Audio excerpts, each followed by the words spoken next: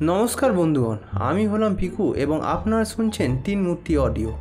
আজ আপনাদের জন্য একটি মজাদার গল্প, শরদিন্দু বন্দ্যোপাধ্যায়ের লেখা স্বামী চপেটানন্দ।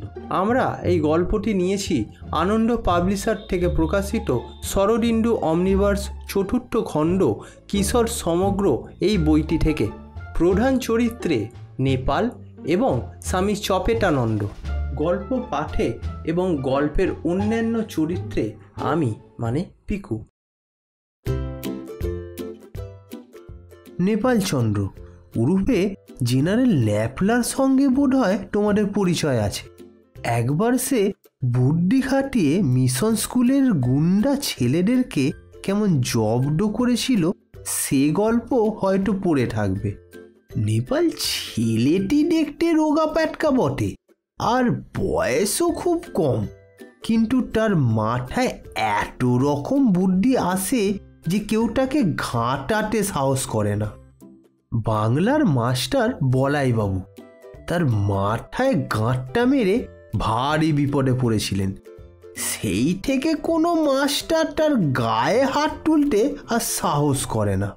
নেপাল পড়াশোনায় ভালোই ছিল, কিন্তু তবু পরীক্ষার সময় কার না ভয় হয়। বিশেষত বলাইবাবু উঠ পেটে আছেন, একটু সুবিধা পেলেই তাকে ফেল করিয়ে দেবেন। বলাইবাবুর ভয়ে নেপাল ভীষণ মনোযোগ দিয়ে বাংলা পড়ছে, কিন্তু তবু প্রাণে শান্তি নেই, কি জানি কি হয়। সেদিন বাংলার পরীক্ষা। ভোরবেলা উঠে নেপাল সজোরে পড়া মুখস্থ করতে আরম্ভ করে দিয়েছে। এমন সময় তার বন্ধু সুধা এসে হাজির। সুধা বলল, কিরে আজও পড়া মুখস্থ করছিস না কিরে? নেপাল বলল, হ্যাঁ ভাই, আজ যে বাংলা পরীক্ষা। সুধা বলল, বাংলা পরীক্ষায় এত ভয় কিসের? তার চেয়ে চল, কালীতলা একটা নতুন সাধু এসেছে, তাকে দেখে আসি। চ চ চ। সুধা দেখবার মতো মনের অবস্থা নেপালের ছিল না। সে বলল, না ভাই, আজ বলাইবাবু এক্সামিনার। আজ যদি একটা ভুল করি তাহলে আর রক্ষা থাকবে না। সুধার নিজের সাধু দেখবার খুব ইচ্ছে, অথচ একলা যেত কেমন বাঁধো বাঁধো ঠেক। তাই সে সাধুর বর্ণনা আরম্ভ করে দিল। সে বলল, কিন্তু ভাই, সে বড় আশ্চর্য সাধু। তার নাম স্বামী চপেটানন্দ। ভক্তরা তাকে চরু বাবা বলেও ডাকে। তিনি নাকি যাকে একটা চর মারেন তার কার্যসিদ্ধি হবেই। নেপাল অবাক হয়ে বলল, যা, তা কখনো হয় নাকি? সুধা বলল, হ্যাঁ রে, তা চরের নাকি অদ্ভুত গুণ। সমরেশদার ছোট ভাই ক্যাবলার ইয়া বড় পিলে হয়েছিল, বুঝলি? চরু বাবা তাকে এক মারলেন চর, ব্যাস পিলে একদম ভালো হয়ে গেল। হ্যাঁ, বলিস কি? হ্যাঁ, ভয়ঙ্কর ভালো সাধু। যে যা মানত করে যায় তার তা সিদ্ধি হবেই। স্বামীজির চরের এমনি মহিমা। নেপালের মাথায় অমনি বুদ্ধি গজালো। সে ভাবতে ভাবতে বলল, আচ্ছা মনে কর, তিনি যদি আমাকে একটা চর মারতে পারেন তাহলে কি আমি পাস করতে পারবো? সুধা ভারী উৎসাহের সঙ্গে বলল, নিশ্চয়ই পারবি। বলাইবাবু তোকে কিছুতেই ফেল করাতে পারবে না। তাই চল চল নেপাল, চরু বাবার কাছ থেকে একটা চর খেয়ে আসবি, ব্যাস কেল্লা ফটে, পড়তেও হবে না, আর ড্যাং ড্যাং করে পাস করে যাবি। আমিও চর খাবো, যা থাকে বলাতে।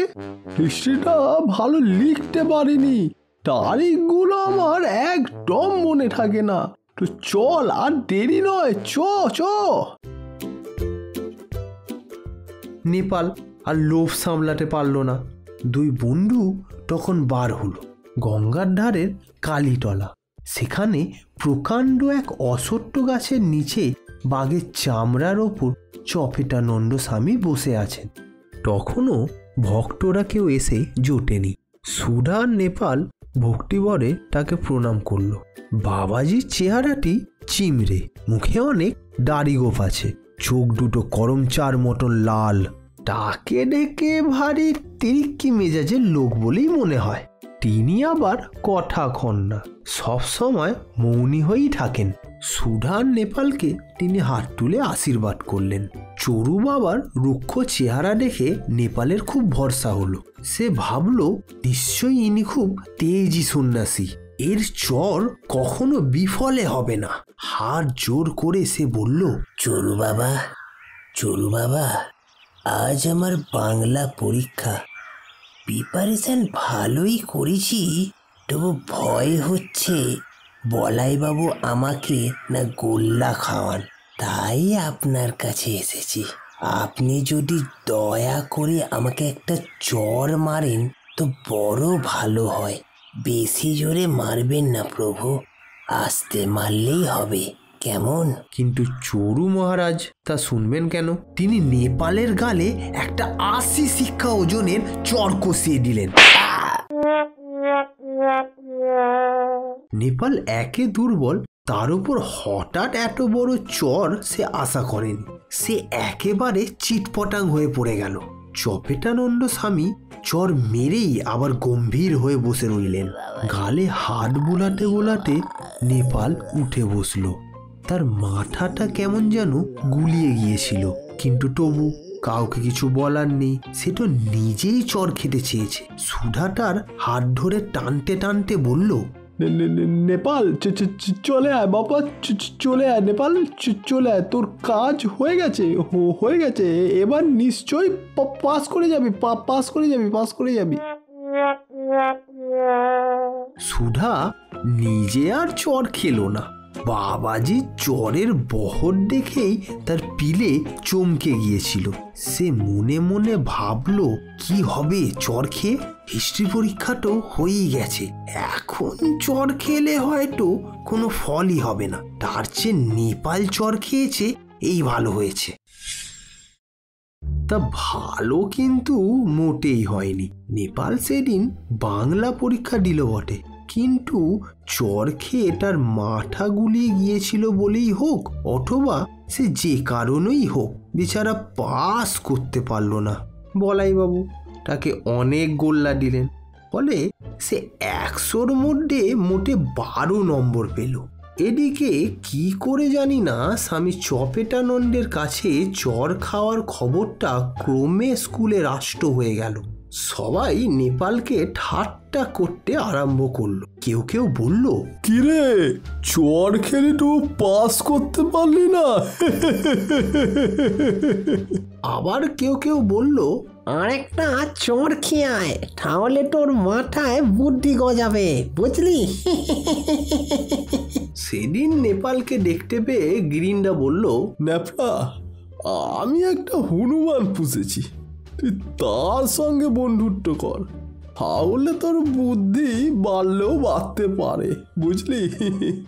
এতদিন বুদ্ধির জন্য সবাই নেপালকে মনে মনে ভয় পেত, তাই এখন তাকে বোকা বলবার সুযোগ পেয়ে সকলেই মনের আনন্দে তাকে খ্যাপাতে শুরু করলো।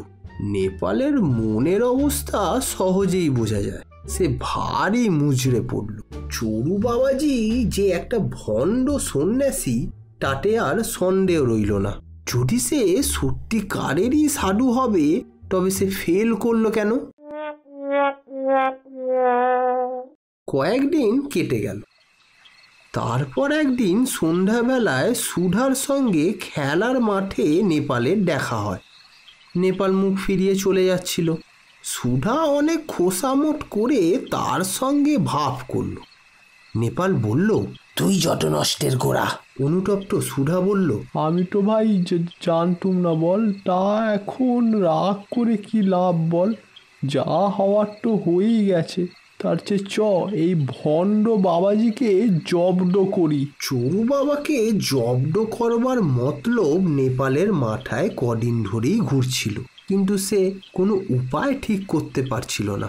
দুই বন্ধুতে তখন মাঠে বসে অনেক পরামর্শ করলো, কিন্তু একটাও মনের মতন ফন্দি মাথায় এলো না। নেপাল তখন বুকে ঘাড় গুঁজে ভাবতে শুরু করলো। 8 ঘন্টা পর সে হঠাৎ লাফিয়ে উঠে বলল, হয়েছে, এবার বাবাজিকে চর মারার মজাটা পাইয়ে দেব। মহাবীর। সুধা আশ্চর্য হয়ে বলল, মহাবীর মানে মহাবীর কি বুঝলাম না, মানে কি? তখন নেপাল বলল, গিরিন্ডার মহাবীর। এখন চল, কাল সকালে সব ঠিক হবে। গিরিন্ডাকেও দলে নিতে হবে। পরের দিন সকালবেলা স্বামী চপেটানন্দ তার বাঘের চামড়ার ওপরে শুয়েছিলেন আর দুজন ভক্ত তার পা টিপে দিচ্ছিল। এমন সময় গিরিন, সুধা আর নেপাল গুটি গুটি সেখানে গিয়ে উপস্থিত। গিরিনের কোলে একটা 7-8 বছরের ছেলে কিংবা মেয়ে, আগাগোড়া র্যাপার ঢাকা। দেখে মনে হয় বুঝি তার ভারী অসুখ করেছে, তাই তাকে চড়ু বাবার চর খাওয়ার জন্য আনা হয়েছে। এরম রুগী বাবাজির কাছে রোজই 2-4 জন আসে। 3 জন স্বামীজিকে দণ্ডবত করলো।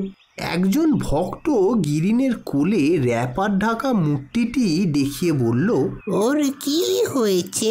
নেপাল বিনীত সুরে বলল, ওর বড় অসুখ, তাই তো বাবাজির কাছে নিয়ে এসেছি। উনি যদি দয়া করে ওকে ভালো করে দেন। ভক্ত বলল, তা নিশ্চয়ই ভালো করে দেবেন। ওর কি রোগ হয়েছে? এবার নেপাল বলল, তা তো জানি না, কিন্তু ও কথা বলতে পারে না। এখন বাবাজি যদি ওর মুখে কথা ফুটিয়ে দেন তো বড় ভালো হয়। আমরা 5 টাকা দিয়ে মানত করেছি। বাবাজির পায়ে প্রণামী দেব, যদি একে ভালো করে দিতে পারেন। প্রণামীর কথা শুনে চপেটানন্দ উঠে বসলেন। ভক্ত বললেন, এই ইয়ার বেশি কথা কি? প্রভু চর মেরে মেরে অনেক বড় রোগ ভালো করেছেন, ওকে কাছে নিয়ে এসো। নেপাল বলল, কিন্তু ও বড় রাগী আর কিছুতেই মুখ খুলতে চায় না। ভক্ত বলল, তাতে ক্ষতি নেই, বাবার চর খেলেই সব রোগ সেরে যাবে। কথা কইতে পারবে তো? খুব পারবে, 2 দিনের মধ্যেই দেখবে মুখে খই ফুটছে। গিরিন তখন কোলের রুগীটিকে নিয়ে এগিয়ে গেল আর চপেটানন্দ স্বামী মারলেন তার গাল লক্ষ্য করে একটা প্রকাণ্ড চর। অমনি হুলস্থুল কাণ্ড। চর খেয়ে র্যাপারের ভেতর থেকে বেরিয়ে এলো রুগী নয়, প্রকাণ্ড একটা গোটা হনুমান। সে হচ্ছে গিরিনের পোষা হনুমান। তার নাম মহাবীর। মহাবীর ভয়ঙ্কর রাগী, গিরিন ছাড়া আর কারোর শাসন মানে না। সে একেবারে চড়ু বাবার ঘাড়ের ওপর লাফিয়ে পড়ল। ভক্ত দুজন বাবা গো বলে টেনে দৌড় মারল। চড়ু বাবাজির সঙ্গে মহাবীরের রীতিমতন যুদ্ধ আরম্ভ হয়ে গেল। মহাবীরের গায়ে ভীষণ জোর। সে বাবাজির ঘাড়ে এক কামড় বসিয়ে দিল। বাবাজির আর মনোব্রত রইল না। তিনি খেলে রে বাবা রে, গেলুম রে বলে চিৎকার করতে লাগলেন। মহাবীর কিন্তু ছাড়ে না। সে একে হনুমান, তার ওপর চর খেয়ে বেজায় চটে গিয়েছিল। চিমড়ে চড়ু মহারাজ তাকে সামলাবেন কি করে? সে আঁচড়ে কামড়ে দাড়ি গোপ ছিঁড়ে বাবাজির অবস্থা শোচনীয় করে তুলল। নেপাল, গিরিন আর সুধা দাঁড়িয়ে দাঁড়িয়ে মজা দেখতে লাগলো। আরো অনেক লোক জুটে গেল। নেপাল মাঝে মাঝে বলতে লাগলো, হায় হায় হায়, প্রভু মহাবীরের মুখে কথা ফোটাতে পারলেন না। হায় হায় হায় হায় হায়, কি হবে? হা হা হা। প্রভুর তখন প্রাণ অষ্টাগত হয়ে এসেছে। তিনি আর কি করেন, শেষে দৌড়ে গিয়ে গঙ্গায় লাফ দিয়ে পড়লেন।